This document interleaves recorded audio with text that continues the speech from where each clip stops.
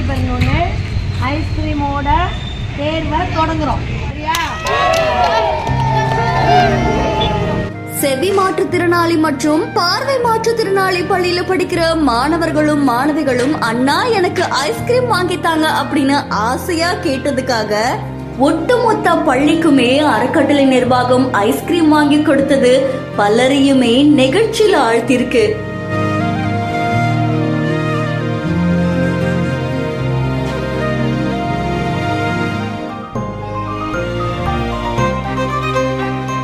Ice cream சுவைத்த குழந்தைகள் சைகைகளால அவங்களுடைய மகிழ்ச்சியை தெரிவித்தது பலரையுமே மனமுருக செஞ்சிருக்கு. எல்லாரும் நல்லா தேர்வு எழுத வாழ்த்துறாங்க.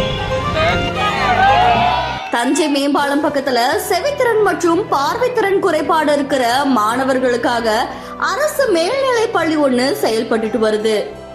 அந்த பள்ளியில படிக்கிற மாணவர்கள்ல ஒருத்தர் தனியார் அறக்கட்டளை நிர்வாகிக்கு செல்போன் எண்ணுக்கு ஒரு குறுஞ்செய்தி அனுப்பியிருக்காங்க. அண்ணா, நான் மேம்பாலம் ஸ்கூல்ல படிக்கிறேன், எனக்கு ஐஸ்கிரீம் சாப்பிடணும்னு ரொம்ப நாள் ஆசை, யாருமே வாங்கி கொடுக்கல, எனக்கும் என் ஃப்ரெண்டுக்கும் ஐஸ்கிரீம் வாங்கி கொடுப்பீங்களா அப்படின்னு ஒரு குறுஞ்செய்தி வந்திருக்கு. இதை படிச்ச அறக்கட்டளையுடைய நிர்வாகி பள்ளிக்கு நேரடியா போய் பள்ளி நிர்வாகத்துக்கிட்ட தனக்கு வந்த இந்த மெசேஜ் பத்தி பேசி பள்ளியில படிக்கிற எல்லா மாணவ மாணவிகளுக்குமே ஐஸ்கிரீம் வாங்கி தரலாமா அப்படின்னு சொல்லி கேட்டிருக்காங்க. இதை தொடர்ந்து பள்ளி நிர்வாகமும் சம்மதிச்சிருக்காங்க. உடனே மதிய உணவு இடைவெளியில அங்க இருக்கிற எல்லா மாணவ மாணவிகளுக்குமே ஐஸ்கிரீம் கொடுத்திருக்காங்க. அந்த ஐஸ்கிரீம் சாப்பிட்ட ஒவ்வொரு குழந்தையுமே ரொம்ப மகிழ்ச்சியோட சைகைகள்ல அவங்களுடைய பாராட்டுகளையும் நன்றிகளையும் தெரிவிச்சிருக்காங்க. இந்த செய்தி பாக்குறவங்களை நெகிழ்ச்சி படுத்திருக்கு.